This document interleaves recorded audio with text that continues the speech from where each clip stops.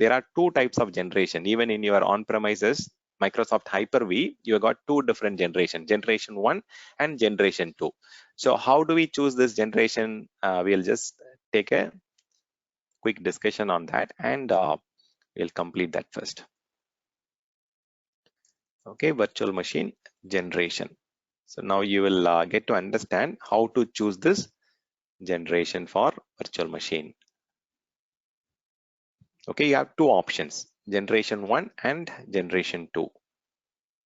Okay, let me maximize this and I'll help you understand how to choose this particular option. So always, if there is no specific requirement, you need to always go for latest generation. That is the thumb rule. Okay, always go for latest generation. That is the default one that gets selected by default.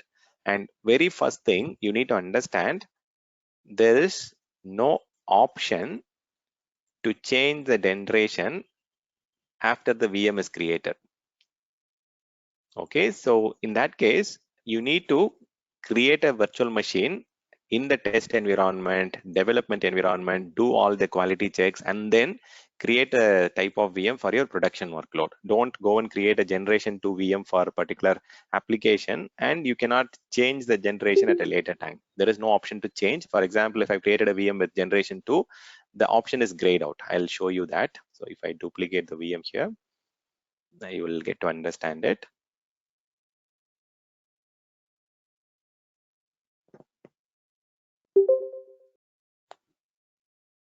Again, this is an architectural topic, okay, but you need to understand this at least to some extent. Okay, if I go to the existing VM that is running, okay, if I go to the overview section, okay, and if I scroll down, or else like if you see here, these are all options which cannot be changed. And even on the properties, if I go to the generation of the virtual machine, I can see that the virtual machine generation is currently version 2. So if I want to change it to version 1, there is no configuration option. There is no room for changing it. Okay, even if you bring down the server, you cannot change it. There is no option to change that. So keep in mind, the generation of the VM cannot be changed at a later state. If your application is looking for the latest generation, you can go for it. So how do we choose that? This is a very critical thing now, right? Because we cannot change it, and we are in a position to choose the right generation for our workload, for our virtual machine, for our application. So when we go for generation 2, so when we need very good performance, very high performance or increased performance, I will not say high performance, when you get a better performance or increased performance, then you can go for generation 2 virtual machine. Then in the second category, if you want to have virtual machines with very high memory size, you can go for generation 2 virtual machine. And most of the other point is around the security aspect. Generation 2 has got very good security features. So it comes with Intel SGX feature. What is SGX? Security Guard extension. So this is enabled on virtual machine generation 2 family by default. Okay, security guard extension is enabled by default. It is SGX. Okay, extensions. Okay, and you also get the UEFI BIOS. Even in your laptop, if you go and check it, currently your BIOS is UEFI. It is very highly secure compared to your legacy BIOS system. So if someone is trying to get into your BIOS, there is a lot of security aspects that are added. You can add encryption, you can add the trusted platform module can be enabled, and trusted execution environment can be enabled on your BIOS. So these two options are available on your latest generations. Okay, and for your virtual machine level, you have something called VTPM. Okay, virtual trusted platform module, that also can be enabled on the latest generation virtual machine. So if you need higher memory, better performance, better security, then always go for generation 2. But if you are having a virtual machine that is running on 32-bit, that won't support generation 2. So for generation 1, the better use cases are if you are running some legacy application or some legacy systems that are running on 32-bit OS, you can go for generation 1. Okay, because generation 2 does not support 2008 or 2008 R2, which are running on 32-bit. There is no support for 32-bit operating systems like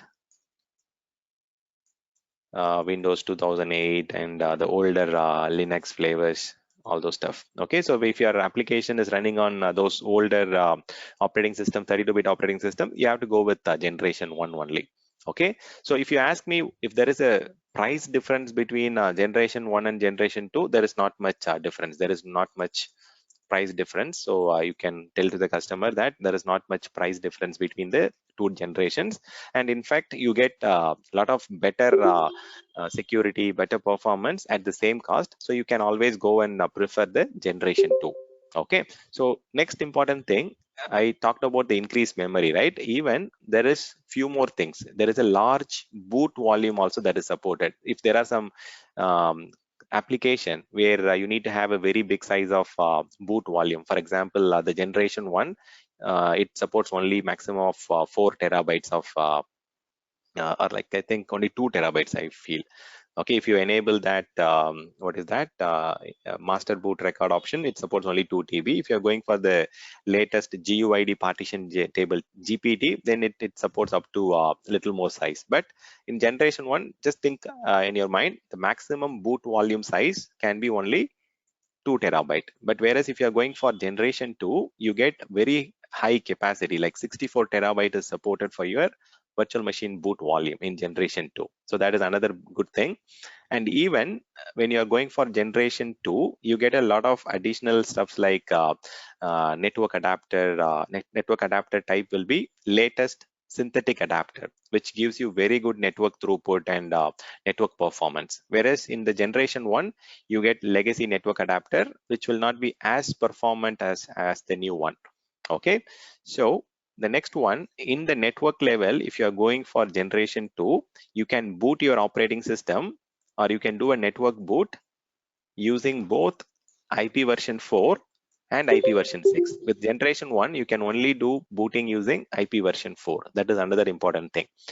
So generation 2 gives you better performance, better memory, large boot volume, good security features. Even it gives you secure boot option. So when your operating system is booting on the virtual machine, there is zero chance, I mean, I'll say not zero chance, there is very less chance of unauthorized access, or because the secure boot option will prevent any unauthorized access attempt.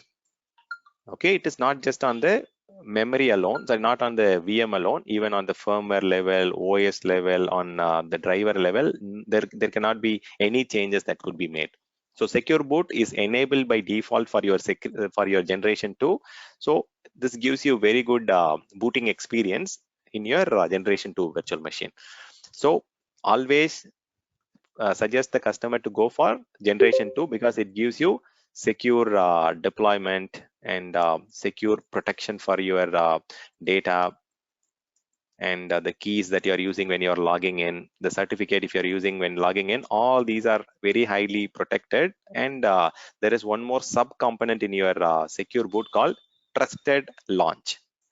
Okay, trusted launch is part of your secure boot. So it protects against advanced and any kind of persistent attack techniques. So there is no chance of that sophisticated threat cannot attack your VM. Okay, so with that said, I think generation 2 is much better for any workload that needs very good performance, security, and all those aspects. And on the disk level, okay, there were two technologies that were there in the disk level. So we talked about BIOS. Okay, on the BIOS we have UEFI and we have legacy BIOS, right? In the generation 1, they use the legacy BIOS, and in generation 1, they use the legacy drive technology, the IDE. Okay, so in olden days we used to have that IDE cable, right, or IDE channel for your hard disk drive. Nowadays things have changed. Now we are using SCSI connections for your SSD disks and all those things stuff. So earlier we used to have IDE. Now in generation 2 we are using SCSI connections for your disk controllers.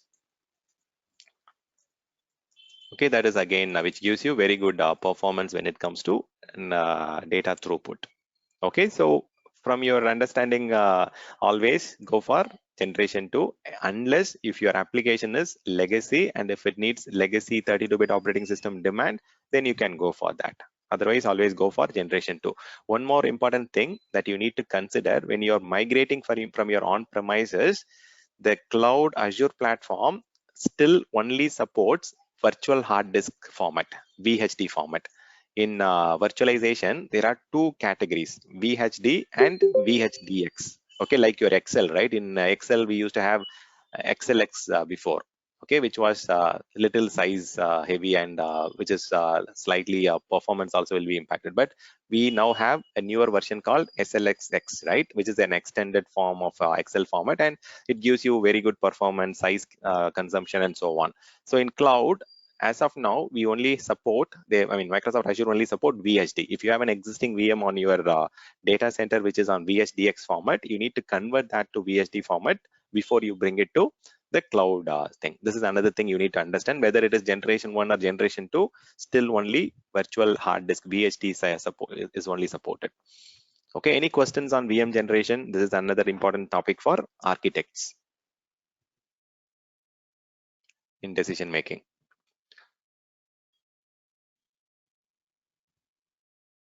Okay, if you are good there, let us go and check what